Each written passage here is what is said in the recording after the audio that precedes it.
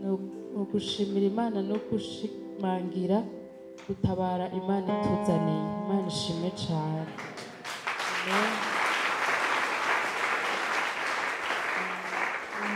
Nagumye senga Mana yereka kajya kayabu aho gasimbira zijya mbwa nazo zica umuhongo mu izina ryawe ryera. Kajya kayabu nako karonka ububasha urengeye ubwo kahorana gasimbe gatoroke mu izina rya Yesu.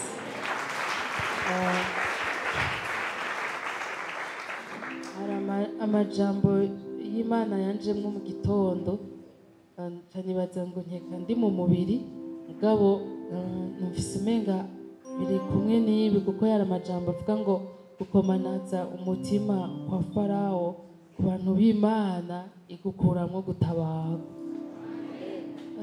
Rero kugira ngo uko twabwiwe ko ari akanyuma uyu munsi dutabawe uvyakire muri ubu buryo aho byari byarakomeye bikamara igihe. Menya ngo Imana yaretse ngo bikomere kugira ngo uze kubona ugutabara kwayo.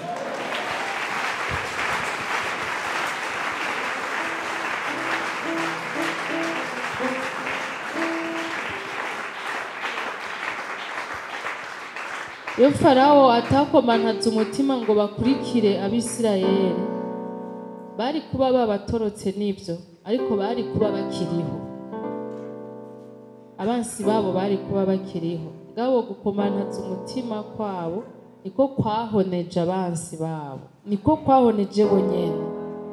Umutego w'umutezi ngo niwe azowugwamo, iryo ni ijambo ry'Imana. Rero si urwanko, kandi uwo twanka nawe nta nuko tuzopfa tumukunze, yitwa Satani n'abiwe mu mbiziwe. Rero ndatsipariwe akora ibibi byose, narokeremwo nyene agwemwo aheremwo yakomantatse umutima abona abantu b'Imana batabagwa. Amen.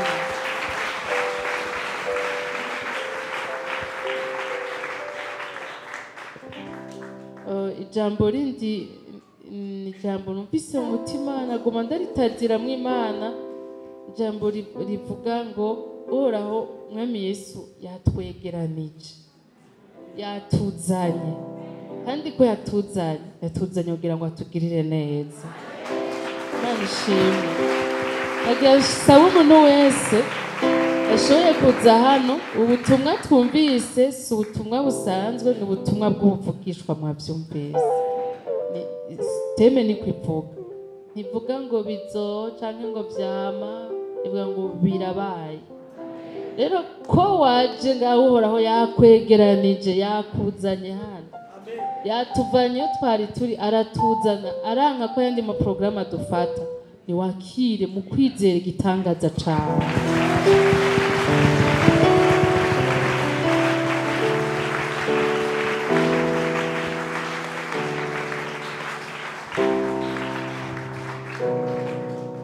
Iturinda buri munsi ibitero bya Satani, urumurengezi wawe uri igihome cane. Turaryama twisiguye kuko tubera amaso, uri mu ruhande rwacu ntituzotinya baba.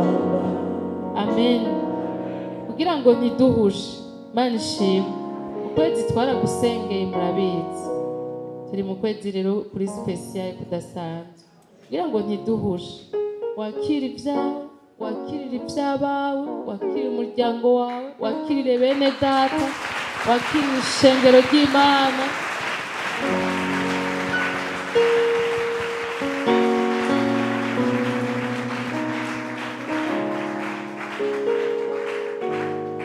Rero ijambo rya nyuma nari numva rivuga ngo ntawo kwizigira Imana ngo muhemukire.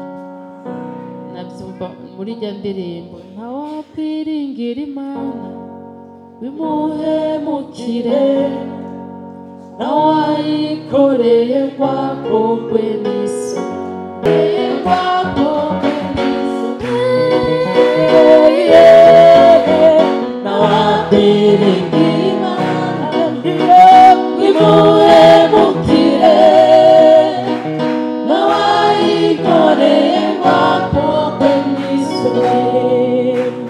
wararize bihagije kugeza naho wiheba ariko Imana iravuze uhumura ndakwitse wararize bihagije abarize mwakire kugeza naho wiheba kuko Yesu ahambaye abikora Imana yavuze ngo ukuboko k'ubushobozi kuzokomeza wa mubi kuzokomeza Farawo kandi unyine ngo yitwuraho kwiringira Imana ntimuhemukire n'abayikoreye bakogwe n'isoni wame witeze kudakogwa n'isoni mu izina rya Yesu.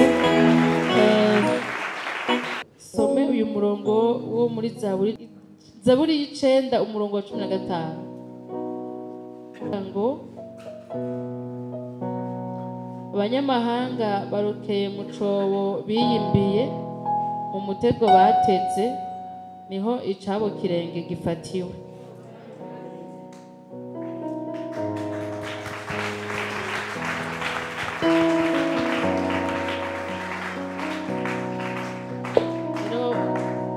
Ivyagukindako vyibaza ko atamana ufise bigende bibone ko ufise Imana. Haleluya.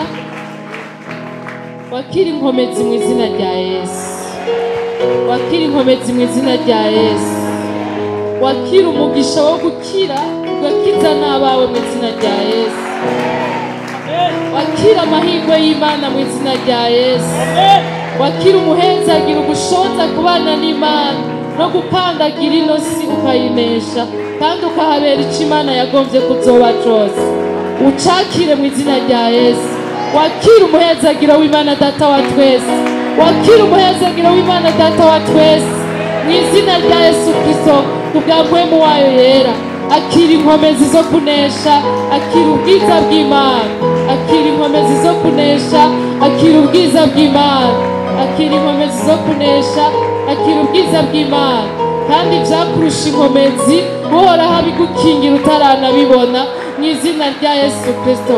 Mana turagushimiye kandi uri Imana igondoza Farawo.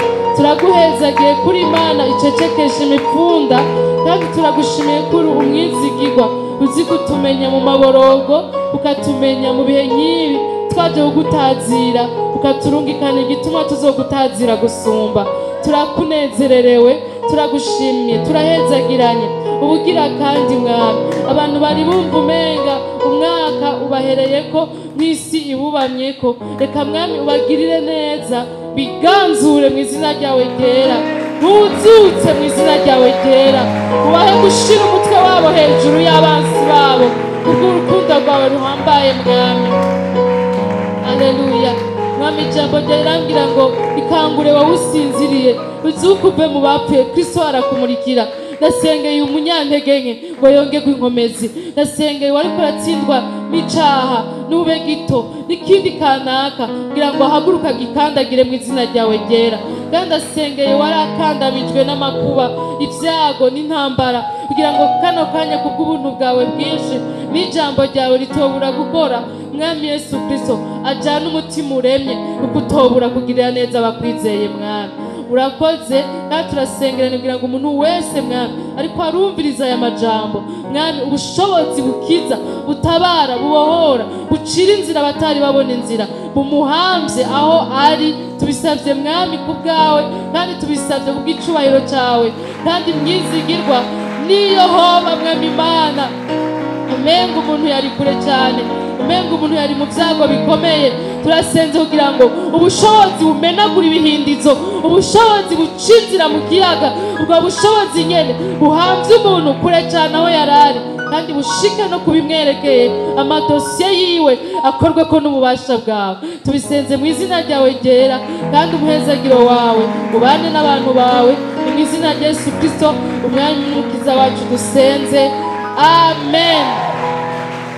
Iherezo ryiza ry'umwaka 2021 ikubere nziza, biracashoboka. Yesu abahezagire.